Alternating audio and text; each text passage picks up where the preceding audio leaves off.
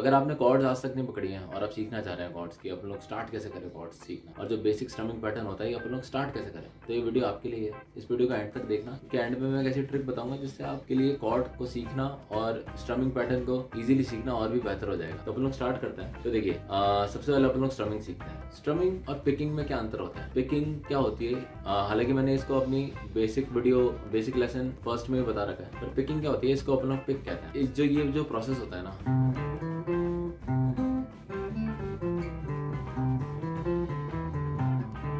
तो ये जो प्रोसेस है ना, इसको अपन लोग पिकिंग कहते हैं, राइट। तो पिकिंग और स्ट्रमिंग में अंतर क्या होता है? पिकिंग में अपन लोग एक बार में एक ही नोट बजा रहे होते हैं, और नोट्स और कॉर्ड्स में भी क्या अंतर होता है? नोट्स देखिए सिंगल यूनिट होती है, जैसे कि सा रे गा मा, ये सिंगल यूनिट है, या मैं कुछ भी बजा रहा हूँ तो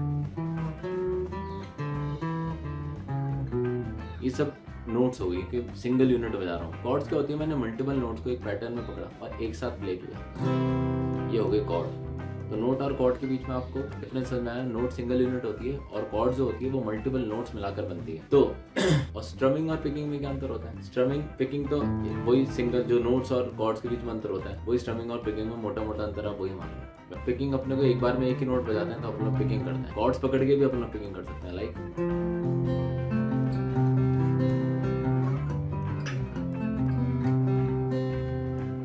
स्ट्रमिंग में क्या करते हैं अपन लोग, एक साथ पूरा स्ट्रोक करते हैं पैटर्न में।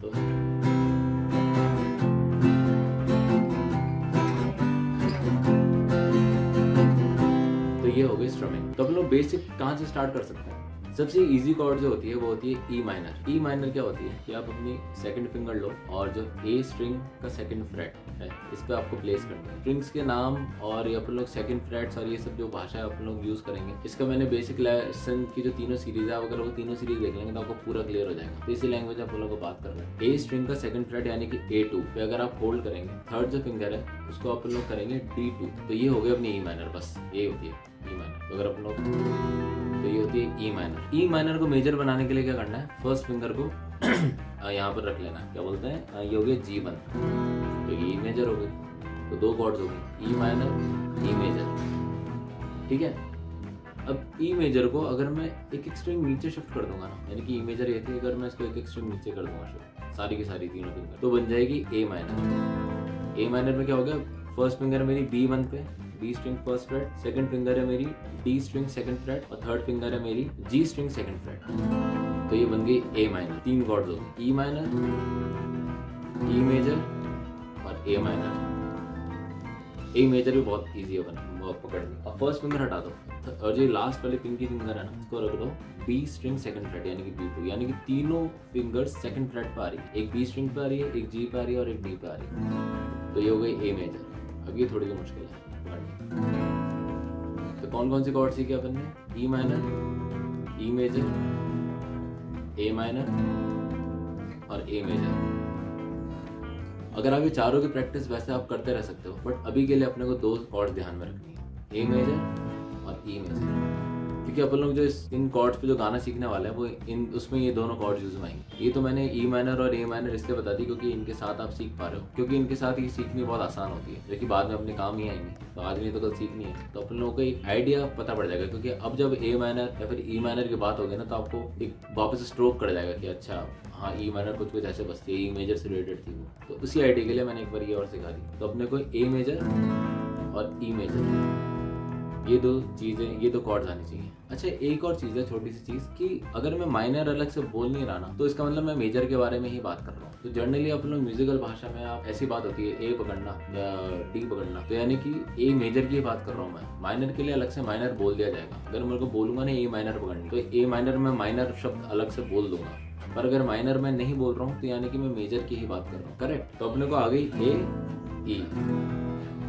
अच्छा, अब ई को पकड़ रही है और एक और कॉर्ड है जो कि थोड़ी सी डिफिकल्ट है। उसके लिए क्या करेंगे अपने को, फर्स्ट फिंगर तो वहीं रखे रहने देनी है और ये दो फिंगर्स उठा दी। ई ऐसी थी, ये मैंने उठा दी, इसको मैंने एक फ्रेट आगे शिफ्ट किया, सेकंड फिंगर को रखा मैंने E2 पे, सबसे नीचे वाली E2, और थर्ड फिंगर को रखा मैंने B3 पे, B स्ट्रिंग थर्ड फ्रेट। तो ये हो गई डी मेजर कॉर्ड, ठीक है ना, ए ई डी। अब डी से मैं ई भी ले सकता हूँ, इसी को मैं रिवर्स कर दूँ तो ई बन जाएगी, और फिर वापस ए, ठीक है।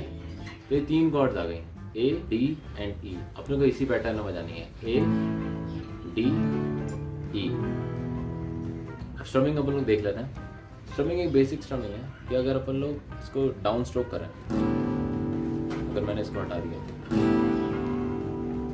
अब मैं इसको अगर 2 बार बजाऊंगा ना एक पैटर्न में,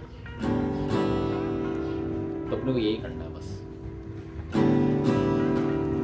अब मैंने 2 बार डाउन किया है, पर इसमें भी एक छोटा सा ट्विस्ट है कि जो पहला वाला डाउन है ना वो कुछ ऐसा आएगा। शुरू में तो सिर्फ ऊपर का 2-3 स्ट्रिंग्स बजेंगे और सेकंड वाला डाउन है नीचे के 3, 4 या 5 जो भी स्ट्रिंग्स है वो बजेंगे। तो यानी कि अगर मैं एक कॉर्ड पकड़ूं और इसको यहाँ से प्ले करूं तो ये ऐसा साउंड करेगा। पहले का डाउन ऊपर की 2-3 स्ट्रिंग्स पे और दूसरा डाउन नीचे के 3-4 स्ट्रिंग्स पे।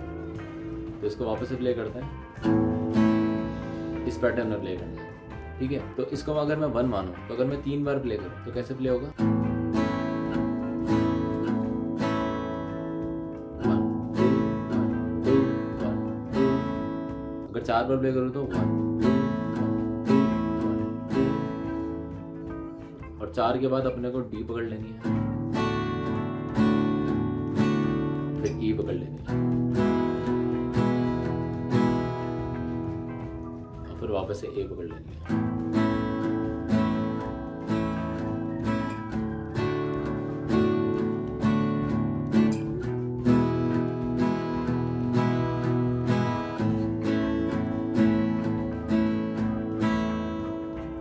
अब इसमें एक चीज़ प्रॉब्लम बहुत ज़्यादा जो कि सताती है अपने को, जो अपन लोग स्टार्टिंग में सीख रहे होते हैं, वो ये होती है कि अपन लोग जैसे कॉर्ड चेंज करते हैं ना, अपना सारा दिमाग यहाँ चला जाता है, तो ये हाथ अपने आप ही रुक जाता है। तो टफेस्ट एक्सरसाइज है वो ये है, जब अपन लोग कॉर्ड चेंज कर रहे हो ना तो प्रायोरिटी आप इस हाथ को दो, ये किसी भी हाल में रुकना नहीं चाहिए, भले से भूकंप आ जाए कुछ भी हो। खैर ये थोड़ा ज़्यादा हो गया। तो अपने को क्या करना है, 1 2 1 2 1 2 1 2।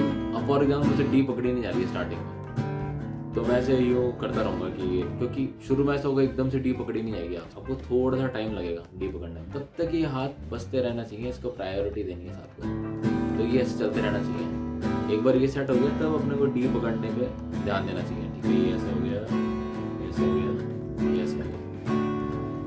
अभी एक्सरसाइज शुरू में थोड़ी सी मुंडेन सी साउंड करेगी यार, ऐसा तो कभी सीख ही नहीं पाएंगे, इस तरीके से होगा। बट यही आप गलत हो रहे हो, क्योंकि एक बार इसकी आदत पड़ गई ना, अपनी मसल मेमोरी का आदत पड़ गई ना, मतलब ये लगातार प्ले होते रहने के साथ ही, तो आप सारा ध्यान इस पे लगा सकते हो और ये ऑटोमेटिकली प्ले होता ही रहेगा। पर जबकि अगर आप उल्टा करोगे ना, अगर आप इन दो जैसे ये चेंज करते टाइम अगर ये हाथ रुक जाएगा ना बार बार, तो ये आदत मिटानी बहुत मुश्किल हो जाएगी। आगे तक मैंने देखी है लोगों में कंटिन्यू रहती है कि लोग बहुत आगे बढ़ जाते हैं, बट फिर भी जैसे वो नई कॉर्ड सीखते हैं ना तो हर बार उनका हाथ रुक जाता है। तो वो हाथ रुकना नहीं चाहिए, क्योंकि ये गाने का टेम्पो होता है। गाने का टेम्पो किसी भी हाल में गाने की स्पीड रुकनी नहीं चाहिए, भले से आप कॉर्ड एक बार गलत भी पकड़ लो, आप करेक्ट कर सकते हो, पर अगर टेम्पो रुक गया ना आपको वापस से कैच करना मुश्किल हो जाएगा। तो ये उसकी आदत है शुरू में ही कि आप इस तरीके से प्ले करते रहो, अपनी मसल मेमोरी बना लो इस हाथ की, हाथ रुके ही नहीं। तो अपने को क्या करना है, 1 ये 2 बार में चेंज कर रहा हूँ मैं।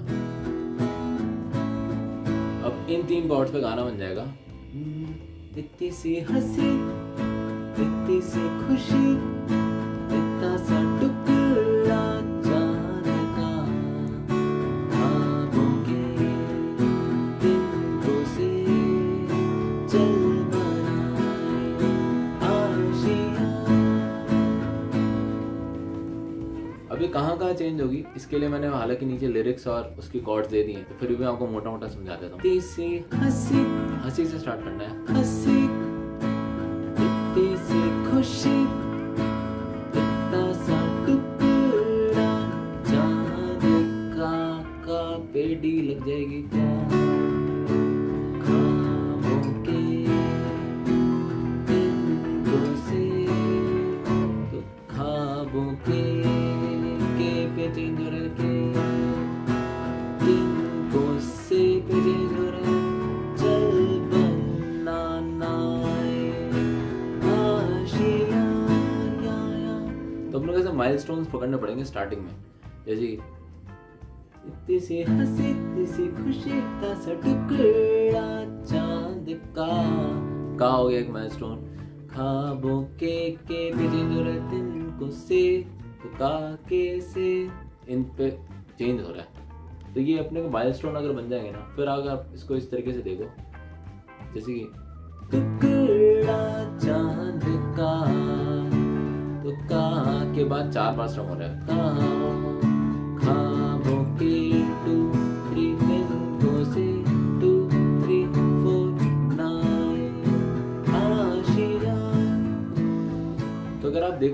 एटलीस्ट 4 बार में चेंज हो रहा है सब मामला। उसके पहले और उसके बाद तो आप कितने बड़ा कर, मतलब लाइक स्टार्टिंग में गाने में इतनी देर तक बज रहा होता है, इतनी सी हंसी, इतनी सी खुशी, इतना सा टुकड़ा चांद, तो करीब करीब ये बज रहा है 12 बार बज रहा है।